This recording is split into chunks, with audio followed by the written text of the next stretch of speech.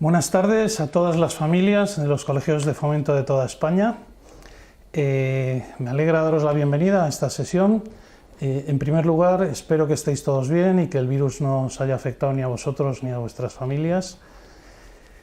Estamos aquí reunidos para hablar de la LOMLOE o la Ley CELA. Como habréis oído o habréis visto en las noticias, es una ley que está tramitando actualmente el Gobierno y que ataca directamente a la libertad de elección de los padres. Es una situación realmente preocupante. La semana pasada, Joan Curcó, el director general de Fomento, nos reunió a todos los presidentes de las APAs de toda España para hablarnos de la LOMLOE. Tras esa reunión, desde FEPACE, que es la federación de todas las APAs de Fomento de toda España, pensamos que era una muy buena idea contar con algún experto que nos explicara un poquito las implicaciones reales que tiene la ley. Y qué mejor experto que Alfonso Aguiló. Contamos hoy con Alfonso Aguiló. Alfonso es desde 2015 el presidente de la Confederación Española de Centros de Enseñanza. La Confederación es un organismo que se caracteriza por la defensa de la libertad educativa de las familias. Desde él han impulsado varias medidas de rechazo a la nueva ley y a través de la plataforma Concertados. Alfonso nos explicará más sobre las mismas y cómo podemos nosotros sumarnos a estas ¿Cómo podemos sumarnos? Perdón.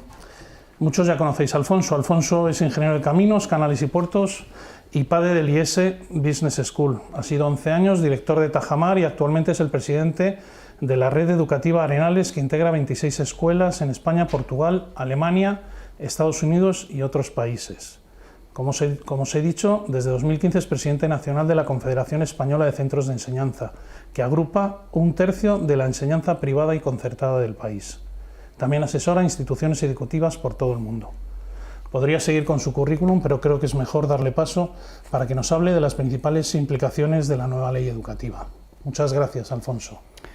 Bueno, muy buenas tardes y lo primero, muchas gracias por invitarme.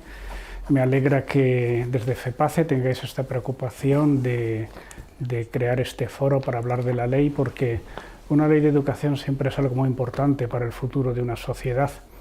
Y creo que la preocupación que las familias tienen que tener por cómo es esa ley y por cómo se puede y qué consecuencias pueden tener, creo que es una cuestión que siempre tiene mucha importancia.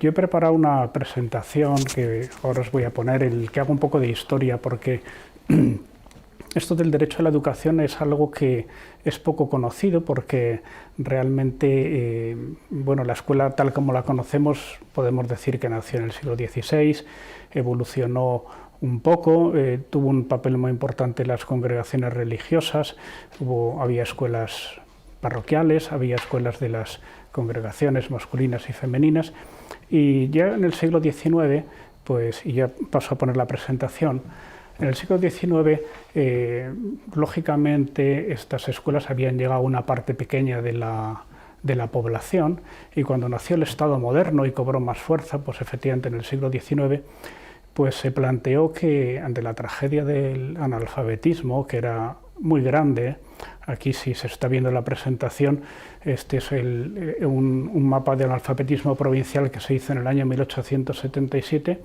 y puede verse que muchas provincias estaban entre el 70, 80 y hasta el 90% de analfabetismo. Y esto cuando la educación era obligatoria desde hacía bastante tiempo, pero bueno, resulta que ni la educación era muy eficiente en esas escuelas, ni tampoco la escolarización era muy completa, porque muchas familias pues, no llegaban a mandar a sus hijos a la escuela. Y entonces fue, cobrando fuerza a lo largo del siglo XIX en todo el mundo occidental la idea de los derechos prestacionales del Estado. Hasta entonces pues, se había abierto camino la idea de la libertad de enseñanza, y efectivamente existía una libertad de creación de centros, pero aún así era una cuestión muy limitada, y se desarrolló la idea de que el Estado tenía que garantizar unos contenidos mínimos que aseguraran que todos los ciudadanos tuvieran acceso a la educación. Y de esta forma, pues, cundió en todo el mundo occidental, en todos esos estados modernos, la idea de que tenía que haber una escolarización obligatoria. Y es curioso, pero yo creo que muy acertada la idea de que para que haya libertad tiene que haber una escolarización obligatoria. Es curioso que una obligación sirva para generar libertad, pero parece claro que las personas que no saben leer, que tienen muy poca cultura, son mucho más fáciles de manipular. Y por eso se pensó enseguida que tenía que haber una escolarización que en la ley Moyano, que es la que he puesto aquí en su publicación en la Gaceta de Madrid, en el año 1857, estableció que la educación era obligatoria de los 6 a los 9 años. Esta ley es la que más ha durado, duró en España 113 años, hasta la ley Villar-Palasí de 1970. Y en esta ley, que digamos que definía todo el sistema educativo desde las universidades, todas las asignaturas de cada carrera, lo que ganaba cada profesor. Os recomiendo buscar en Google, es sumamente interesante ver cómo ha ido evolucionando la idea que el Estado tiene de la enseñanza y cómo se gestionaba.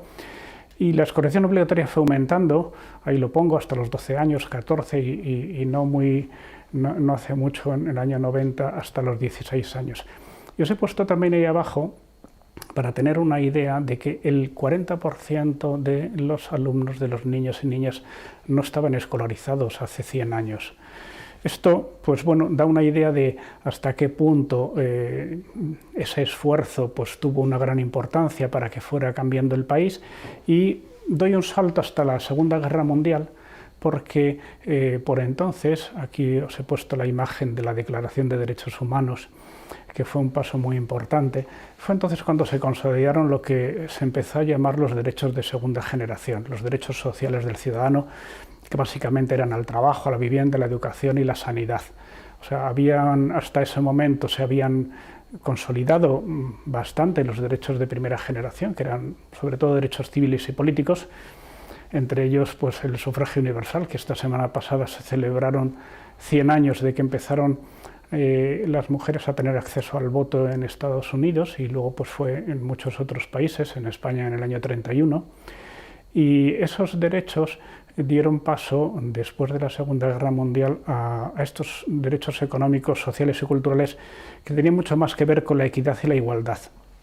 Y en lo que se refiere a la educación, que es lo que estamos ahora tratando, se plantea una cuestión como muy rotunda y muy clara en todo el mundo, y era que ante los horrores de los regímenes totalitarios que se habían visto con ocasión de la Segunda Guerra Mundial, se generalizó la idea de que había que limitar el riesgo de adoctrinamiento por parte de los poderes públicos. Había que lograr que la enseñanza no estuviera demasiado en manos de un poder único que pudiera sentir la tentación o que hubiera el riesgo de que lo empleara digamos que con intención de adoctrinamiento. Y por eso todos los tratados internacionales sobre derechos humanos recogieron esta idea y se plasmó en todas las constituciones de todo el mundo occidental desde entonces, desde final de los años 40. Y en casi todos literalmente recogían la idea de que los padres tenían que tener libertad para escoger para sus hijos escuelas distintas de las creadas por los poderes públicos. Y así, y también se incluyó el derecho a que los hijos recibieran una educación religiosa y moral de acuerdo con las convicciones de los padres. Con esto se pensó, y con muy buen criterio, por cierto, y es una cosa mantenida hasta el día de hoy y espero que siempre, la idea de que para luchar contra el posible adoctrinamiento por parte de los poderes públicos, que es fundamental para la pervivencia de la democracia, era fundamental que la sociedad fuera plural, y para ello la educación tenía que serlo. O sea, la idea es, si la educación es plural, la sociedad será plural y la democracia se mantendrá. Y bueno, digamos que el derecho que hasta entonces se había entendido la educación como un derecho cuantitativo, que era el derecho a tener un puesto en una aula, en un colegio y aprender un poco, pues se transformó en un derecho cualitativo. No basta con tener un puesto escolar, hay que tener un puesto escolar, digamos que dentro de un entorno de pluralidad, de capacidad de elección, y que digamos que respete las convicciones de los padres. Y también eso hizo que desde ese momento se generalizara de una forma muy universal la subvención de la enseñanza privada. ¿Por qué? Porque si se quiere que la enseñanza sea plural, hace falta que haya operadores diferentes a los poderes públicos, hace falta que haya más instituciones privadas que hagan escuelas y que esas escuelas tengan demanda en las familias y que sirvan para que las familias puedan elegir y haya una oferta variada en la que las familias vean reflejados sus intereses, sus convicciones y estén a gusto mandando allí a sus hijos. Y claro, esa pluralidad, si no está subvencionada, es una pluralidad que solo tienen acceso la gente con dinero. Y para que la pluralidad no sea una cuestión únicamente para los ricos, sino que fuera para todos, la solución que se planteó hasta la hora es que la enseñanza privada tenía que estar subvencionada. Y así todos podían tener acceso. Y así, digamos que la idea de la equidad y de la igualdad que inspiraba esos principios, he puesto esta imagen en la que se ve que no basta con que la ley sea igual para todos. Además de la ley ser igual para todos, la ley de alguna forma tiene que compensar las diferencias que hay en las personas para que todos tengan acceso a esos mínimos que una sociedad moderna con estos derechos de segunda generación quería ofrecer. Y una sociedad se va haciendo pues, más humana y más justa a medida que avanza en la comprensión de esos derechos y libertades y comprenda que para lograr la igualdad entre los ciudadanos no basta con la igualdad ante la ley. ¿Y en qué términos se planteó esta igualdad? En tres cuestiones básicas. Una es la igualdad de recursos, que es lo que dio origen al sistema de becas y de ayudas, que también sigue existiendo. Otro frente en el que se planteó la igualdad es en los resultados básicos. Tiene que haber unos resultados básicos que todo el mundo alcance. Y eso es la educación obligatoria. Y también pues, empezó a existir desde el siglo XIX y sigue vigente y es una cuestión que nadie cuestiona en todo el mundo. Y luego la igualdad de oportunidades, que digamos que es pues, una política pública que busque disminuir las desigualdades que no son atribuibles a la diferencia de capacidades, que todo el mundo tenga las mismas oportunidades. Y esta igualdad de oportunidades llevó a fórmulas de financiación muy diversas. He puesto aquí un mapa de Europa. He tenido la suerte por diversas cuestiones de viajar prácticamente a todos esos países y conocer sus sistemas educativos y es muy interesante ver lo diferentes que son, pero al tiempo cómo, digamos que en todo se comparte la idea de financiar la enseñanza privada, salvo honrosísimas excepciones. Pero, por ejemplo, los países del este, que también los he visitado todos, o sea, de Polonia, Chequia, Eslovaquia, Hungría, Rumanía, Bulgaria, todos estos, también Lituania, los países bálticos, todos esos países cuando recuperaron la libertad, cuando cayó el régimen soviético, lo primero que hicieron fue impulsar la enseñanza privada y financiarla, porque querían que surgieran más operadores diferentes de los poderes públicos y querían que todo el mundo tuviera acceso a ello. Y vieron desde el principio con toda claridad que era decisivo para establecer una democracia que entonces era muy joven y para que fuera adquiriendo madurez. Era muy importante que hubiera una enseñanza privada que estuviera subvencionada para que todos pudieran acudir a ella y que fuera muy plural. Y esto, según los países, se ha hecho de maneras muy diversas. En esos países, en la mayoría de los casos, hay una subvención directa a los centros por cada alumno que allí se matricula.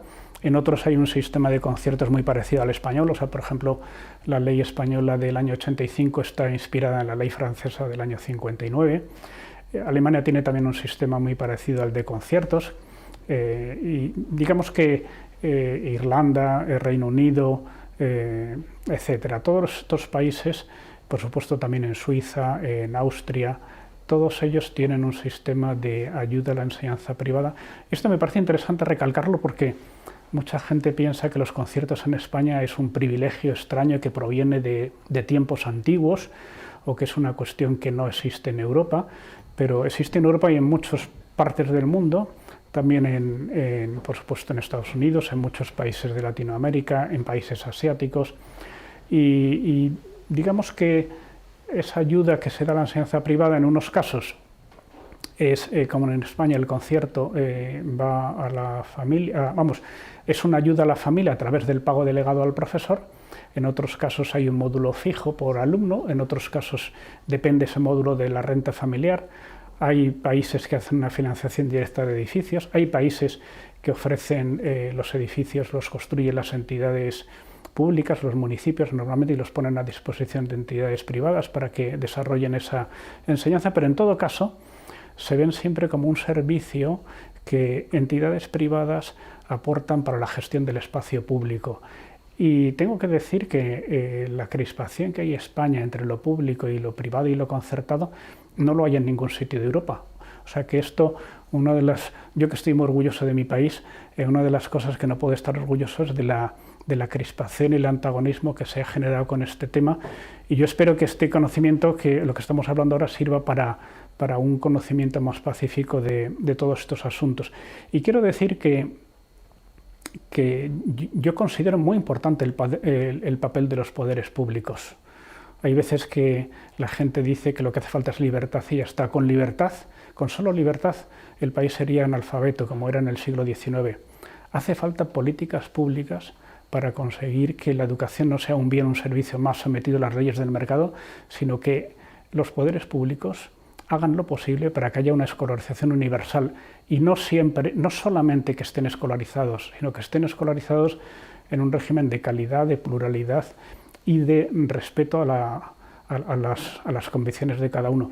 Y yo diría que privatizar lo público dejaría al individuo a merced de otros poderes que pueden ser tan implacables como los poderes públicos cuando se estropean.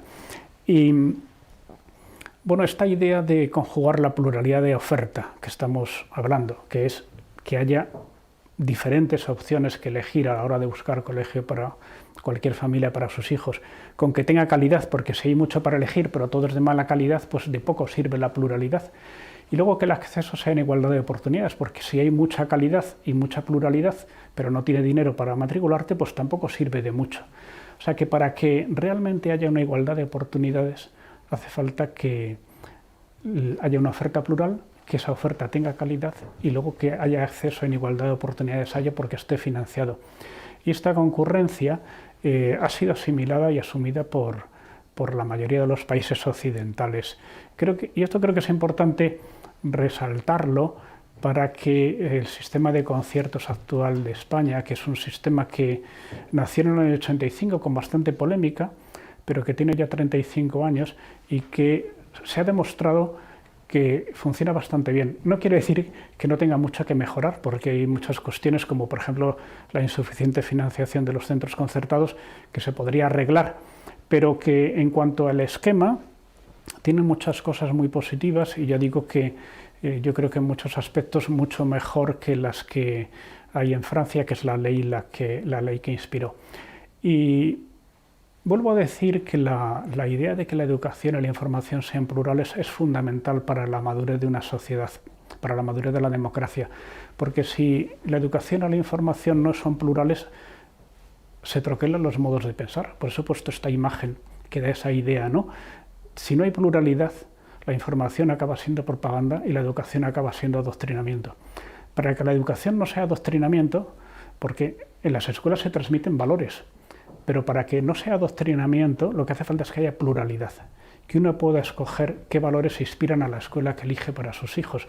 Y esto es fundamental, que haya mucha libertad de elección de los padres, para que los padres elijan una escuela donde se le vaya a transmitir los valores que ellos piensan que son mejores para sus hijos cuando son menores. Luego, cuando sean mayores de edad, lógicamente pues pueden hacer lo que prefieran.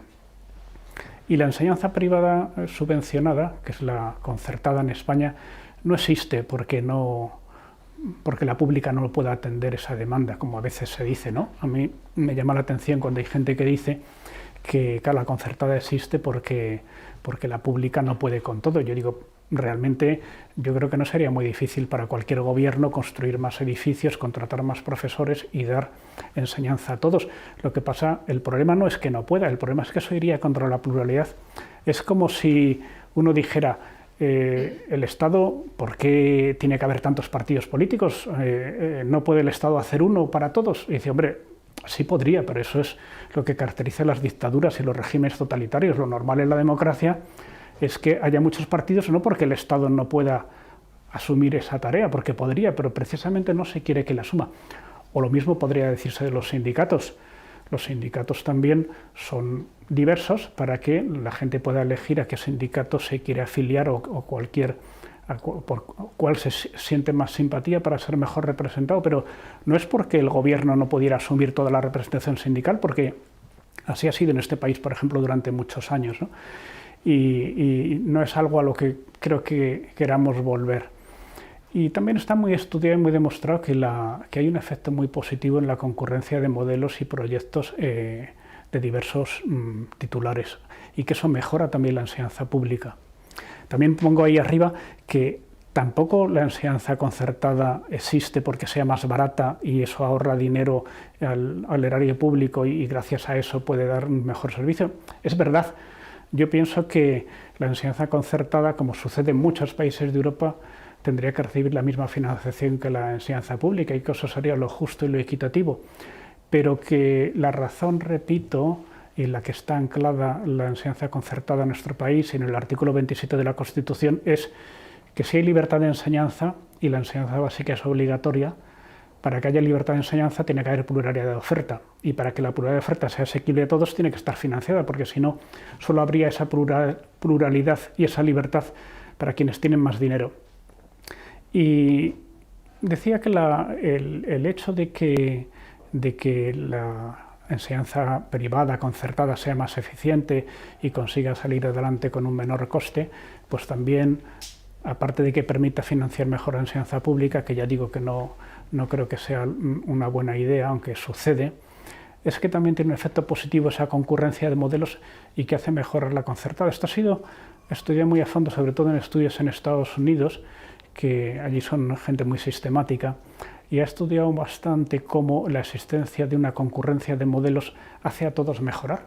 Es natural, si en cualquier sociedad solamente hay una oferta de una cosa y no hay nada que elegir, no hay ninguna concurrencia de modelos diferentes que nos permitan aspirar a algo mejor.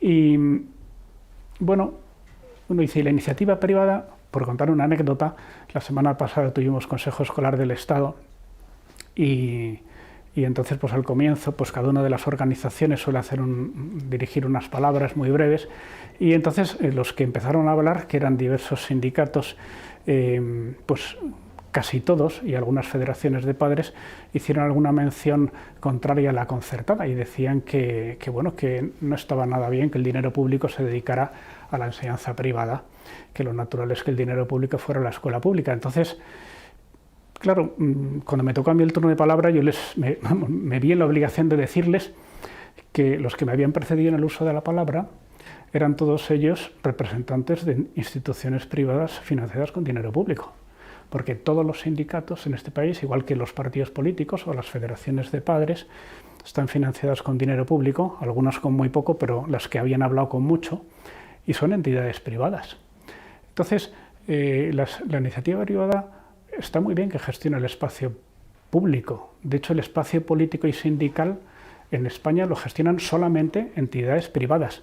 Esto también, cuando tuve la comparecencia en la subcomisión del Pacto por la Educación del año 2017, también me acuerdo que cuando me invitaron allí tuve una intervención, uno de los portavoces de un partido político, no voy a decir cuál es, me dijo que estaba muy bien la pluralidad, pero que, claro, en España la enseñanza concertada es más de un 25%, entre un 25 y un 30, según cómo se mire, y que en Europa es una proporción un poco menor y que, por tanto, pues lo que había que hacer es disminuir un poco la enseñanza concertada y que se ajustara a una razonable media europea. Entonces yo le dije que, esto es una forma de verlo, pero es como si yo a ti te digo que tu partido tiene un número de escaños, digamos que es superior a la media europea del partido, lo voy a decir, que el Partido Socialista Europeo, y que por tanto lo natural sería que cedas unos cuantos escaños a otros partidos para enrasar un poco con la media europea.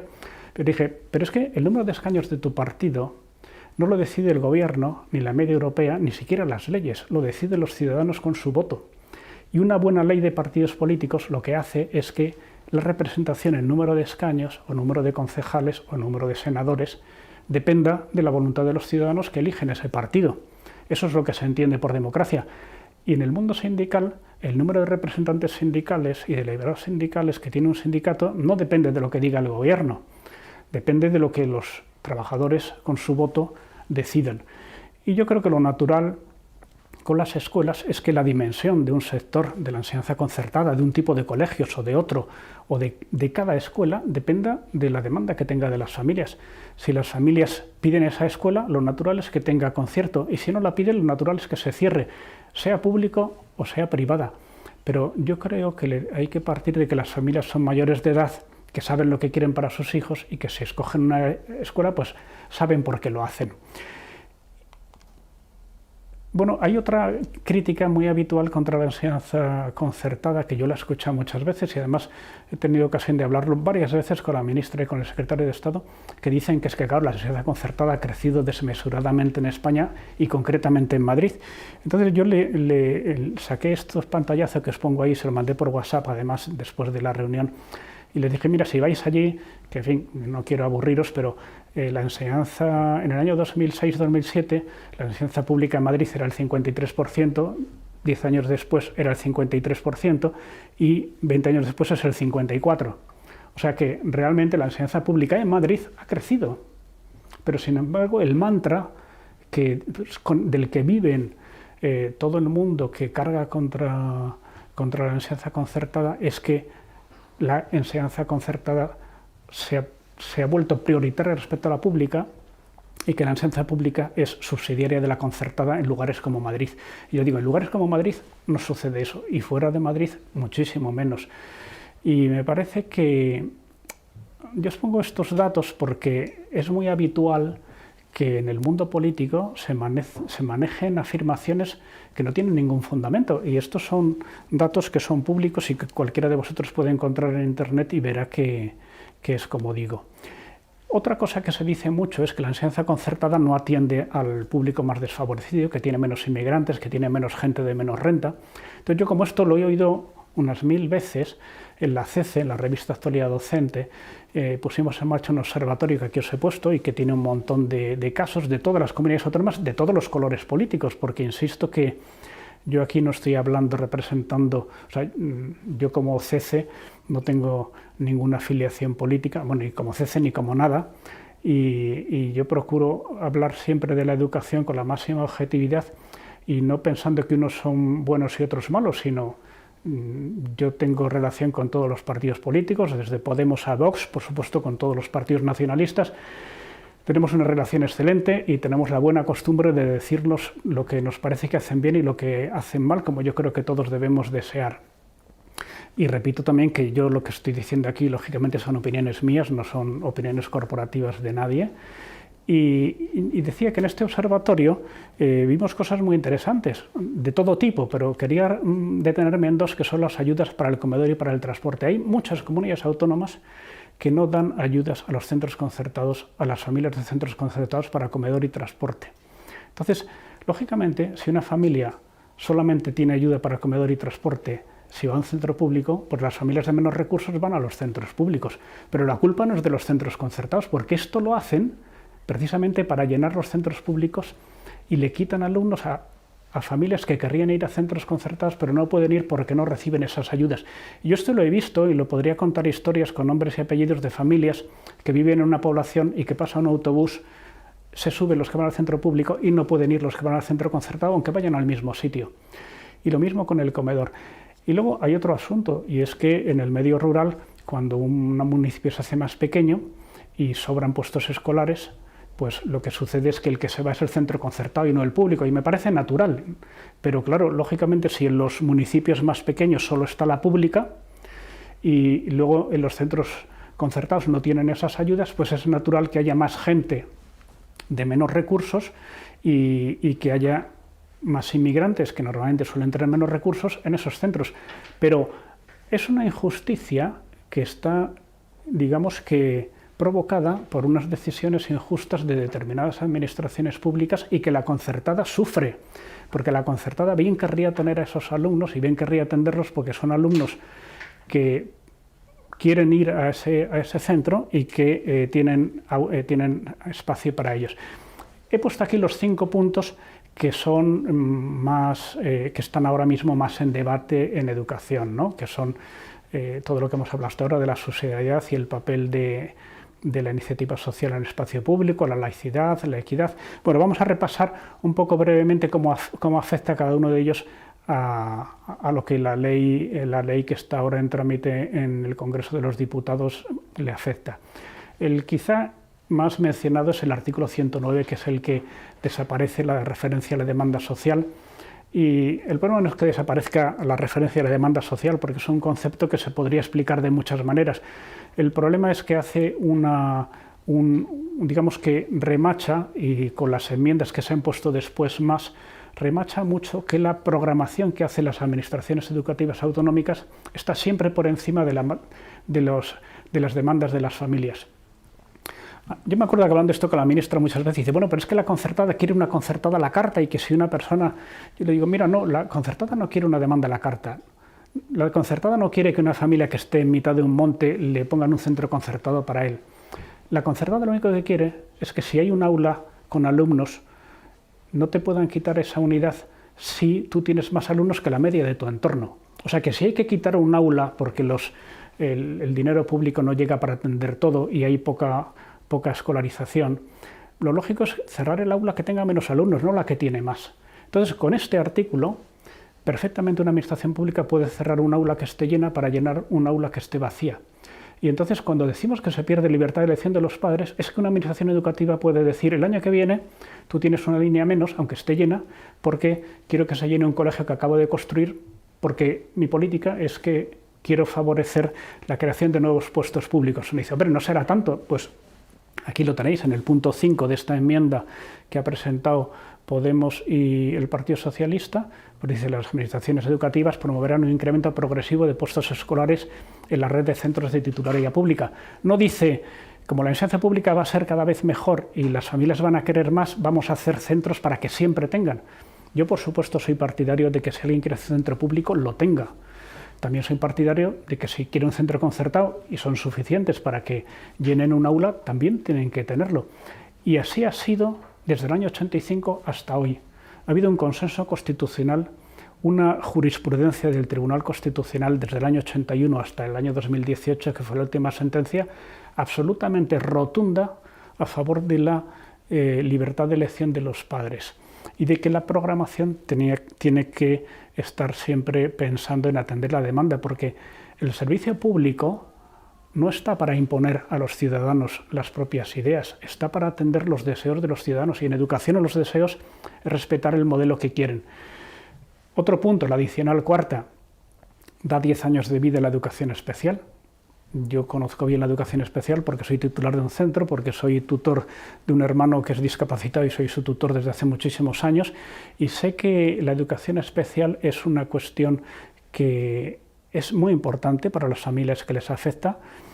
En España hay solo 35.000 alumnos en educación especial, de 8.300.000, y esos 35.000 alumnos están encantados en un centro de educación especial. Y mi pregunta es, ¿por qué quieren cerrar esos centros y que se vayan a la educación ordinaria? Hay que partir que todos somos partidarios de la inclusión, todos, pero hay situaciones en que esas personas están mucho mejor, también a efectos de inclusión, en un centro de educación especial. La adicional segunda, sobre la asignatura de religión, pues también el modelo de la LOE quiere volver a la LOE de 2006, un poco empeorada, hay que decir.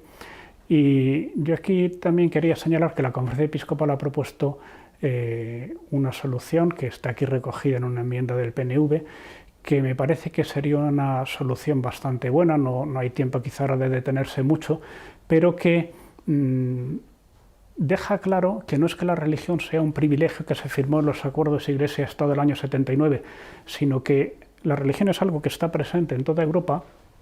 Lo explico aquí también, que el derecho a recibir enseñanza religiosa sale en los tratados internacionales desde los años 40 en todo el mundo, y en toda Europa es una asignatura de oferta obligatoria, salvo dos pequeñas excepciones. En todos los países de Europa es una asignatura de oferta obligatoria para los centros de elección voluntaria para las familias, y normalmente con acuerdos con diversas confesiones religiosas. En España, desde hace décadas, hay acuerdo con 4 confesiones religiosas para que haya religión en la escuela. Y como veis, este es un mapa que señala un poco cómo se distribuye.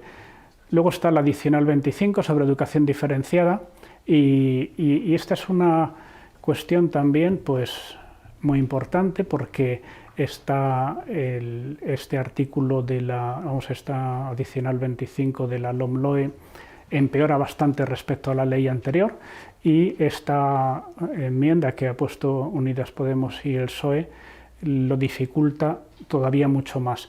Y bueno, lo que más nos preocupa de esta ley, en este punto concreto, es que va contra la sentencia del Constitucional de 2018, que no puede ser más rotunda. Yo lo he señalado ahí abajo, que los centros de educación diferenciada, concluye el Tribunal Constitucional, que podrán acceder al sistema de financiación pública en condiciones de igualdad con el resto de los centros. Porque esta sentencia hace un razonamiento bastante sencillo, que además es muy similar a lo que se ha hecho en Alemania y en muchos otros países. La enseñanza diferenciada no discrimina, y si no discrimina, no debe ser discriminada en la financiación.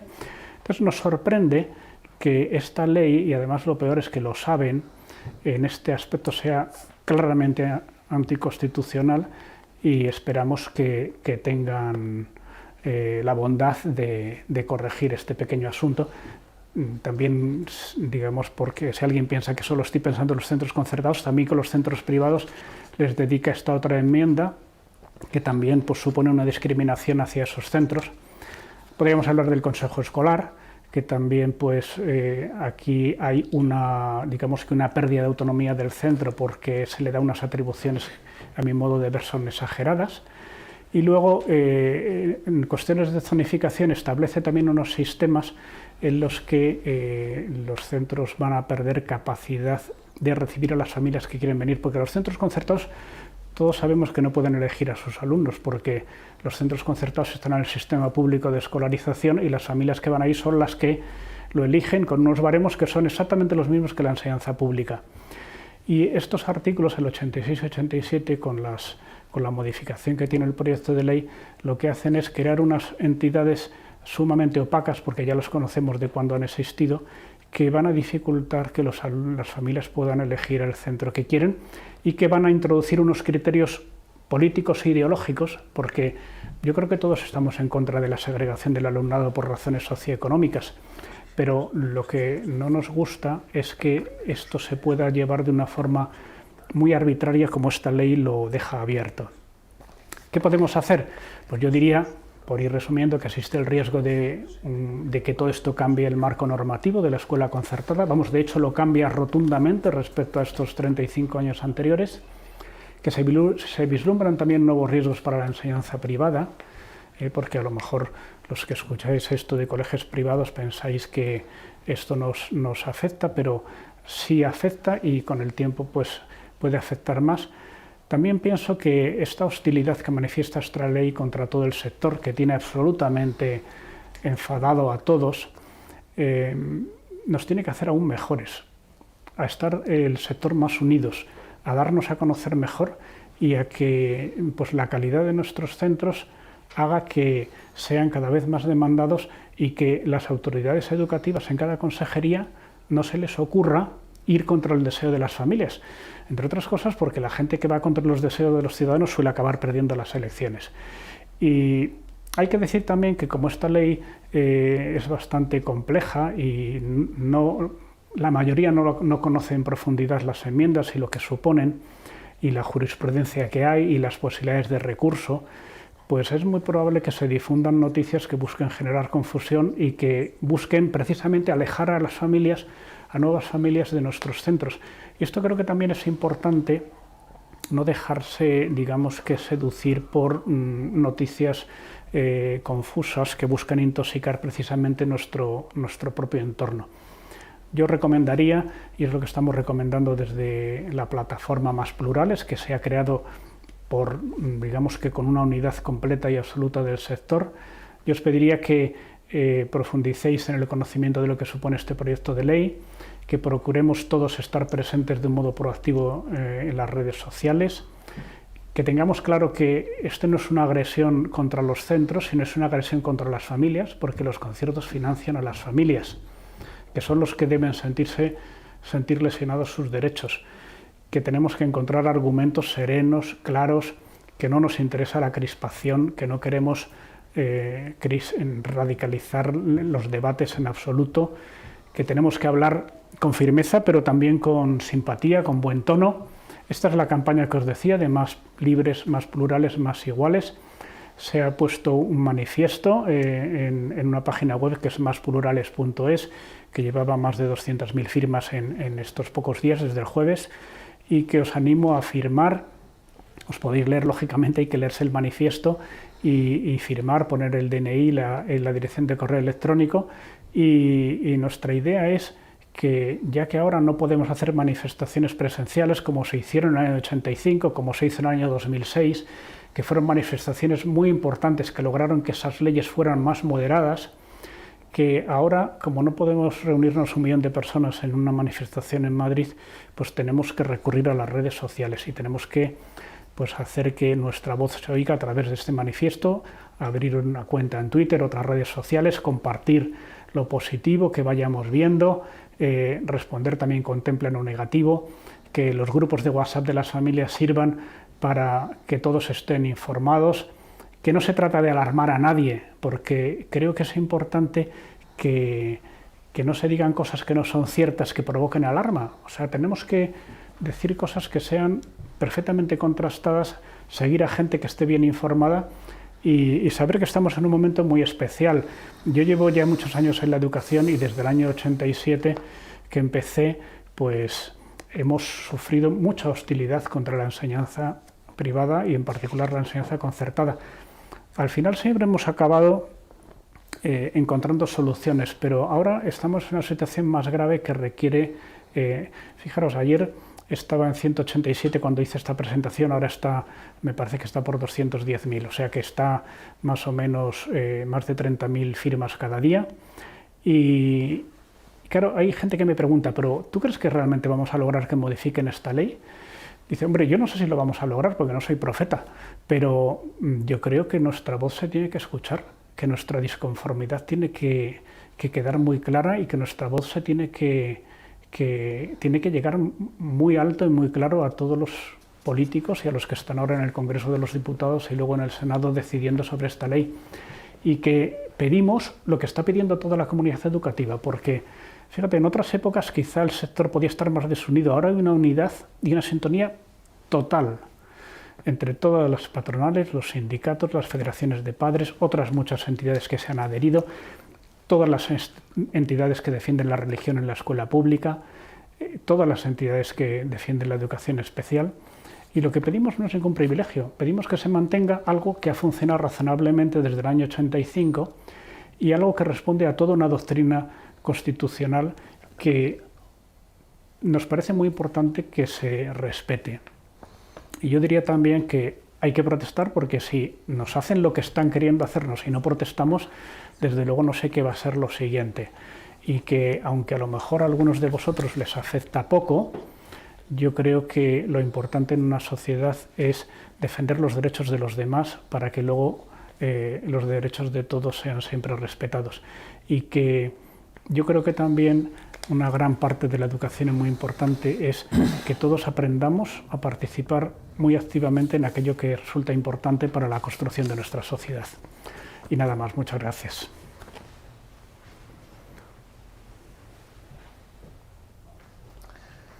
Ahora creo que hay algún espacio de preguntas.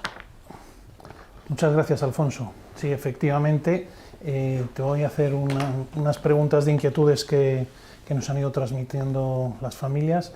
En primer lugar, aunque dices que esto es una carrera de fondo, me gustaría que nos dijeras exactamente de qué plazos estamos hablando. O sea, cuándo se aprobaría la ley y luego cuándo afectaría las consecuencias que nos has estado contando, cuándo empezarían a afectar a nuestras familias. Todo mal, me parece que el día 13, que es la semana que viene, es la votación de la Comisión de Educación y el día 26 está prevista la votación en el Pleno del Congreso de los Diputados. Luego iría al Senado y luego tiene que volver otra vez al Congreso. Esto pueden cambiar estos plazos porque hay otras muchas leyes, hay otras prioridades, pero más o menos la previsión que maneja el Gobierno y que más o menos en el Congreso se considera razonable con la experiencia de otros trámites, es que esta ley podría estar aprobada en marzo o abril, en la primavera, y que parece que los decretos de desarrollo pues también quieren tenerlos muy adelantados para que se establezca ya por esa época. Entonces, ¿esto quiere decir que va a afectar al curso próximo? Pues en algunas cosas generales puede afectar, pero en muchas otras no dará tiempo porque por entonces ya estarán los procesos de escolarización concluidos en muchas comunidades autónomas y digamos que esos derechos tienen que ser respetados. Pero que para nuestra, digamos, no nos gusta nada, pero esta ley se ha tramitado con muchísima, digamos, precipitación. No se ha sometido a dictamen del Consejo Escolar del Estado ni del Consejo de Estado, como suele hacerse, porque ya había ido antes, pero en fin, estábamos en otra legislatura. Digamos que tampoco ha habido comparecencias, esto no ha pasado en ninguna ley orgánica de educación desde el comienzo de la democracia, y se ha gestionado, se ha tramitado en buena parte durante el confinamiento y durante el estado de alarma, y con unas prisas que en fin, que yo creo que ahí ahora traes urgencias y que más bien parece que se está aprovechando esta situación para conseguir una aprobación rápida de una ley muy ideológica. O sea, entiendo que entonces es un tema bastante inminente. Una segunda cuestión es que nos estamos encontrando familias que no se creen que esto vaya en serio, que han comentado, que comentan que, bueno, que ya han ido varias veces a por la concertada y que nunca lo han conseguido. Entonces, aunque lo has comentado en tu presentación, ¿qué le dirías a las familias que de verdad creen que esto no va en serio? Bueno, efectivamente, los que ya vamos teniendo una edad sabemos que la historia de la hostilidad a la concertada ya tiene décadas, ¿no? Y que al final siempre más o menos se ha producido un cierto equilibrio y que bueno, que siempre al final se han acabado resolviendo las cosas razonablemente bien, con muchos problemas y con mucho trabajo. Pero en esta ocasión nos parece que se están dando unos pasos que nunca se habían dado y hay unas mayorías políticas como muy dispuestas a imponer sin ningún debate y sin ninguna moderación unas decisiones que son muy injustas para el sector y además que saben que son inconstitucionales y a pesar de ello van adelante. Y por eso creo que en esta ocasión es más importante que otras veces el que nuestra voz se escuche con claridad y que todo el sector unido en cada ciudad, pues desde la plataforma pues se han propuesto una serie de acciones que básicamente pues es firmar este manifiesto, es estar muy presente en las redes sociales. No queremos que la gente repita todo lo mismo. Precisamente en la educación está que la gente se forme sus propias opiniones, que se informe bien y que las familias, que son las principales protagonistas de todo esto, que se formen su opinión y la difundan, pero que se escuche su voz.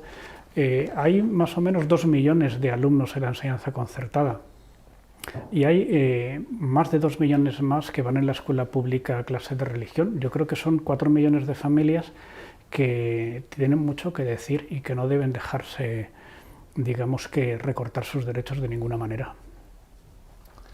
Y por último, Alfonso, aunque ya nos lo has repetido también y lo has vuelto a decir ahora, a modo de resumen, ¿qué pasos concretos nos recomiendas a los padres que entiendo que somos los que tenemos que pelear para que esta ley no salga o para que modifiquen lo que afecta a la libertad?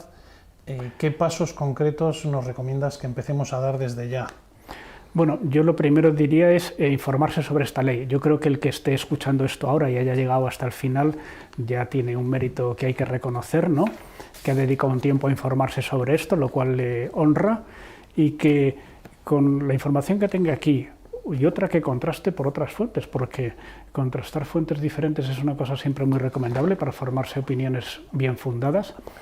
Que se informe bien, que busque los hashtags en las redes sociales, por ejemplo el hashtag de más plurales, y que vea qué ha dicho gente de diverso tipo sobre esta cuestión, que se forme una opinión y que la difunda en redes sociales. Yo diría que yo creo que no hay ningún aula en todo el país que no tenga un grupo de WhatsApp. Y los grupos de WhatsApp se hablan muchas veces de cosas muy interesantes, otras de cosas menos interesantes, pero que de este tema se debería hablar. O sea que las familias deberían hablar entre ellas de cómo hacer oír su voz para que sus derechos sean respetados, porque es una cosa muy importante para el futuro de sus hijos, el futuro de la escuela y el futuro de toda la sociedad. Pues muchas gracias, Alfonso. Creo que ha sido muy clarificador todo lo que nos has estado exponiendo. Nos va a ayudar mucho, desde luego, a los padres. También quiero daros las gracias a todos los que os habéis conectado. Se ve que tenéis interés en el tema. Y hacer dos últimos apuntes. El primero, animaros a que firméis el manifiesto. Ha dicho Alfonso que van 217.000, tenemos que llegar a 300.000. Os recuerdo que se puede firmar a partir de los 14 años. O sea, toda persona mayor de 14 años puede firmar el manifiesto. Y en segundo lugar, deciros que va a quedar grabada la presentación de Alfonso para quien quiera revisarla o coger algún dato o lo que sea. Muchísimas gracias por todo y hasta la próxima. Pues nada, muchas gracias.